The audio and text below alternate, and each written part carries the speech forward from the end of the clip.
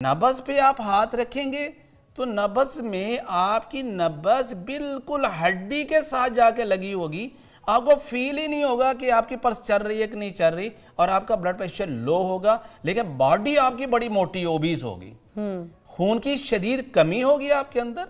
जब ये अलामात आपके अंदर हों तो समझ लीजिए कि आपके मैदे में अल्कली ज़्यादा है। अल्कली कैसे ज़्यादा हो गई?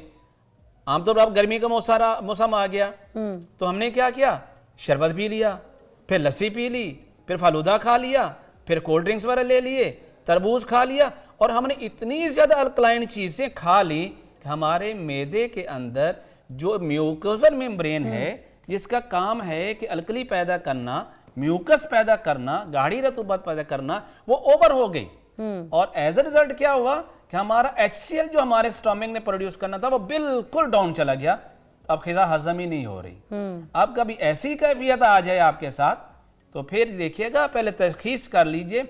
सेकेंडली मैं ये बताऊं कि इस पेशेंट को यूरिन बार बार आएगा और काफ़ी क्वांटिटी में आएगा, और यही वो लोग होंगे जो बाद में शुगर के पेशेंट हो जाते हैं। भले पानी कम पिए फिर भी आएगा इस पेशेंट को यूरिन फ्रीक्वेंटली आएगा, लार्ज क्वांटिटी में आएगा और वाइट इन कलर होगा, तो ऐसा ही जैसे कि वाटर का पानी है। तो ये पता कैसे चलेगा? मुंह खुश्क रहना क्या इसकी अलामत? इसमें मुंह खुश्क नहीं रहता, बल्कि इसमें मुंह जो होता है वो मीठा रहता है। अच्छा। मुंह हर वक्त पानी से भरा रहता है। मरीज खाना खाता है और दिल करता है बस मैं सो जाऊं। अच्छा। खाना खाया, शाम तक हजम नहीं हो रहा, डिकार आई है तो ऐसे तो वही खाना जो था वो बाहर आ रहा है। इस हद तक स्टमक उसका वीक हो गया है।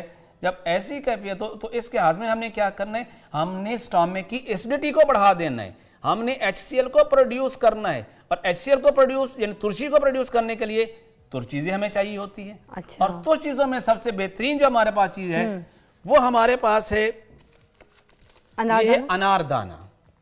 आपने 100 ग्राम ये अनारदाना लेना है, और आपने इसके साथ 100 ग्राम राई है असली वो लेनी है, और 100 ग्राम ही आपने इसके साथ दारचीनी लेनी है, गोल वाली जी, गोल वाली। ये 3 चीजें बराबर वजन में ले लीजिए और इसको पाउडर कर लें, और चाय वाली आधी चम्मच सुबह दोपहर रात खाना खाने के बाद लीजिए। लेकिन फिर कहूंगा कि अब आपने ग़िज़ा को भी चेंज कर देना है।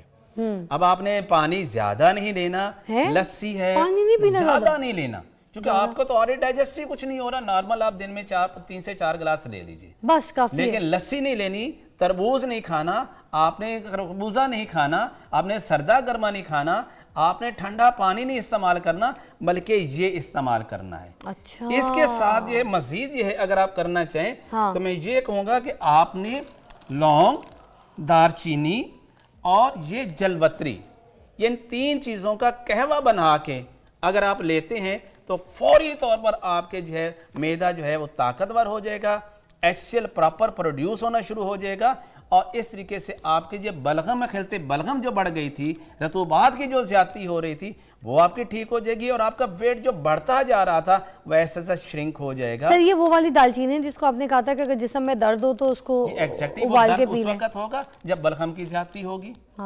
अगर इसमें HCl बढ़ा हुआ है, यानी आप तो उसका ये फायदा नहीं देगी बल्कि इसको और बढ़ा देगी। गोल वाली जी।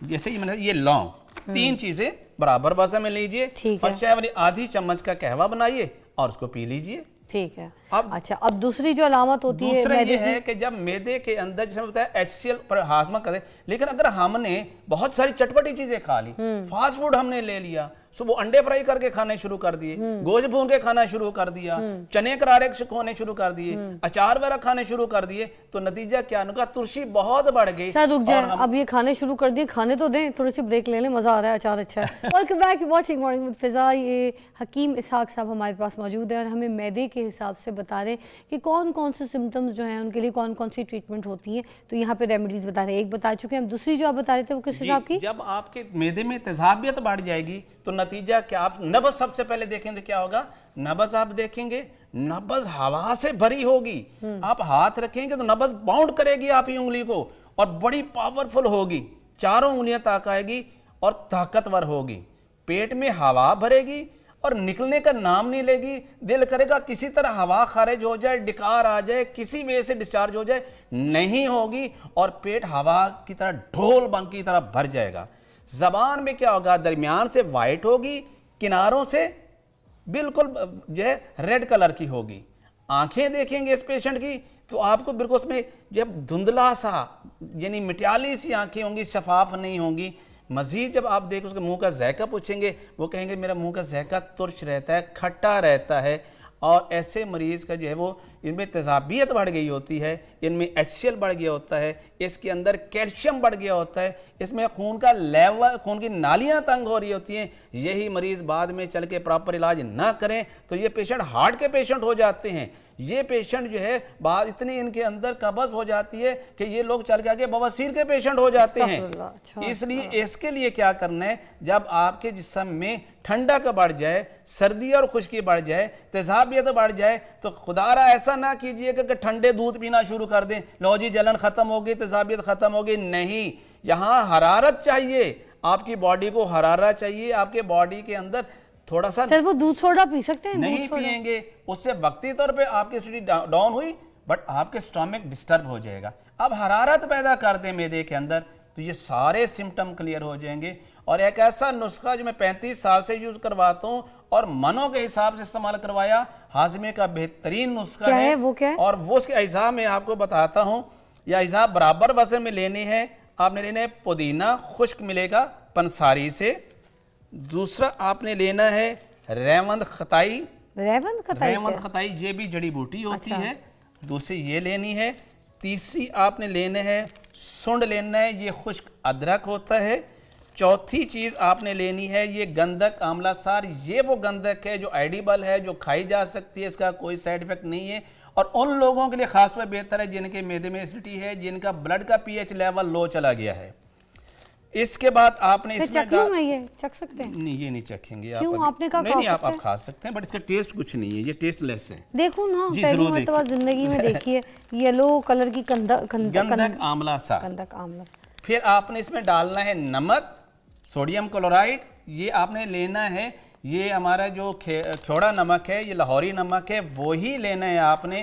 کوئی اور سمندری نمک یا کچھ اور نہیں لینا, یہ لینا ہے. نہیں, تھوڑا سا جسٹ ٹیسٹ کر لی, ٹیسٹ تو ہے ہی نہیں اس کا. اور اس کے ساتھ آپ نے لینا ہے یہ سوڈا بائی کارب, جسے میٹھا سوڈا کہتے ہیں. اس میں آپ پھر ڈالیں گے نشادر ٹھیکری کہتے ہیں اس کو. اس کے ساتھ آپ نے ڈالنا ہے اس میں مگا, یہ بھی لانگ پیپر ہے, کالی مرچ کی ایک نسل ہوتی ہے, اس کو یہ ڈالنا ہے. پھر آپ اس میں ڈالیں گے سونف, یہ اچھی والی لینے چاہیے, پرانی نہیں ہونی چاہیے. اور پھر آپ اس میں ڈالیں گے کالی مرچ. تو یہ نسخہ جو ہے برابر وزن میں سارے اجزاء, اچھی طرح اسے نوٹ کر لیجئے. جن لوگوں کو کھانا کھانے کے فوراً بعد پیٹ میں ہوا بھر جاتی ہے اور ہوا پیٹ یہ ڈھول کی طرح کس جاتا ہے, وہ خارج نہیں ہوتا. جن کا کولیسٹرول بڑھا ہوا ہے, جن کا یورک ایسڈ بڑھا ہوا ہے, خون کی نالیاں تنگ ہونے کی وجہ سے جن کا بلڈ پریشر بڑھا ہے, ان کو یہ نمک نقصان نہیں دیتا. لیکن پھر بھی احتیاط کیجیے کہ نمک نہیں اگر جائے تو آپ نمک نکال لیجئے, لیکن اب مزاج کو ضرور دیکھیے. تیزابیت والے مریض کے لیے نسخہ ہاضمے کے لیے بہت اچھا ہے. سر اور کون سے ایسے مسائل ہوتے ہیں معدے کے جو آپ کو لگتا ہے؟ معدے کا ایک مسئلہ ہوتا ہے, کچھ لوگوں کو کھانا کھایا, ایزی کھانا کھا لیا, لیکن 1.5 گھنٹہ گزرا تو ان کے معدے کے اندر گیس بننا شروع ہو گئی. اب وہ گیس بنتی بھی ہے اور خارج بھی ہوتی ہے. پہلے میں نے کہا کہ گیس بنے گی اور خارج نہیں ہوگی. اب میں بتا رہا ہوں کھانا کھایا, اس کے 1.5 گھنٹے کے بعد گیس بنی.